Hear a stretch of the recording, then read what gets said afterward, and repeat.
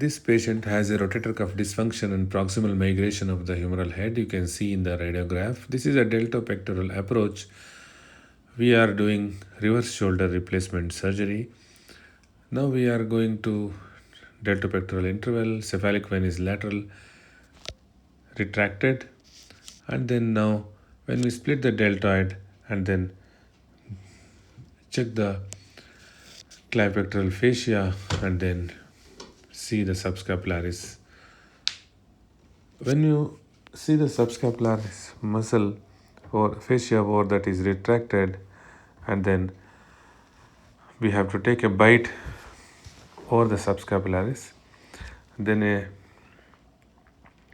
osteoperiosteal flap is created to reflect the subscapularis and head automatically subluxated anteriorly. Here you can see we have pulled the long head of the biceps and then resected. This is the bite which we are going to take with the ethipon of the subscapula. Subscapularis is a broad, large muscle over the front of the scapula. Gets attached as a rectangular patch superior to inferiorly around 2 to 3 centimeter width. 2 bites can be taken. Here, rotator interval is separated just above the subscapularis, and supraspinatus is completely absent in this patient because of attenuation and long-term loss of supraspinatus attachment. There is a torn supraspinatus. This is osteoperiosteal flap. As we remove that, head comes anteriorly. Only infraspinatus and teres minor muscles are seen behind.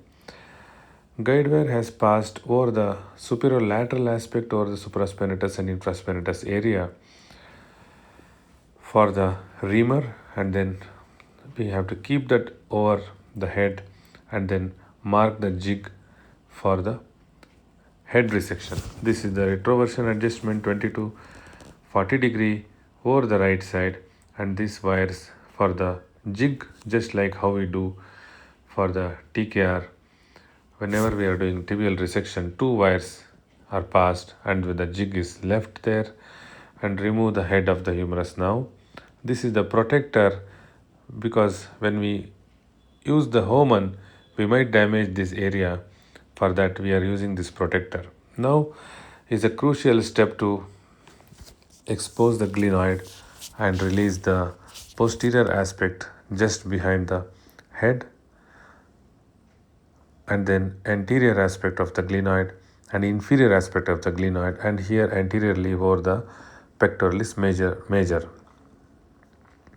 As we release this, head can be subluxated behind, and the glenoid can be exposed. Here are the labrum around the glenoid, which is now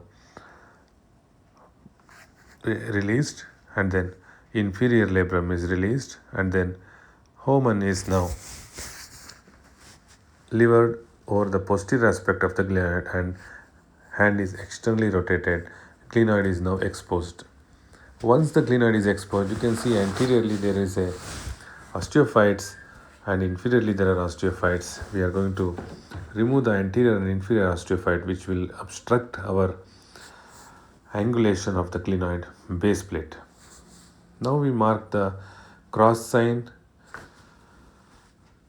We have to use this guide wire over the center, and then it should be cephalad direction and over the mid of the coronal plane of the glenoid surface. This is the reaming.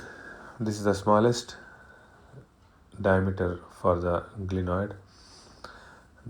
So as we ream, we should ream inferior surface of the glenoid more than the superior surface. That ensures the cephalad placement. You can see that inferiorly we have reamed, superiorly we have not reamed the cartilage. This is the central screw. This is the screwed or pegged glenosphere will be there in Arthrex universe system. This is a screwed glenoid base plate with the lateralization. Here we are using 4 mm lateralization. So this is the final glenosphere, which has a screw in the center and then this is the introducer, and there are 4 screws for the fixation of the circumferential screws, which are polyaxial. We are using 3 screws here: anterior, inferior, and superior. Depending on the bone stock, depending on the diameter, we can use 2 or 3 or even 4 screws. Inferior screws are non-locking ideally, so that inferiorly it is going to attach snugly so that cephaloid direction of the glenosphere is maintained again. This is the glenosphere with the screw. As we have used 4 mm lateralized glenoid, soft tissue impalement around the glenosphere is usually not going to be there. Since it is already lateralized, glenosphere will sit surroundingly, and inferiorly it has to be more than superiorly. This is the stem preparation. This is the inlay stem for the humeral side. As we have marked the retroversion 20 to 30 degree, we are going in the same direction. This is the inlay cup, suture cup. We use this cup, holes around this cup, to repair the subscapularis. This is the suture cup. Over that we are going to use the plastic. This comes with the different gradations. So this is the first one. The next one will be 4 mm plus 4 plus 8, like that. We have reduced it, and we are now using the range of moment to assess the impingement, assess the subluxation, assess the opening of the joint. This is very nicely external, internal rotated, and flexion. Everything is very proper in this particular case. You can see that in the same inclination, the anteversion, we are now using the actual implant, the actual cup, and actual insert.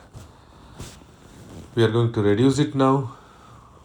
You can see that reduction is like this with the help of the finger and thumb. Now we have completed the reverse shoulder replacement. You can see excellent rotation, excellent forward flexion, elevation. Every range of movement is perfectly restored, and then there is no impingement, no subluxation.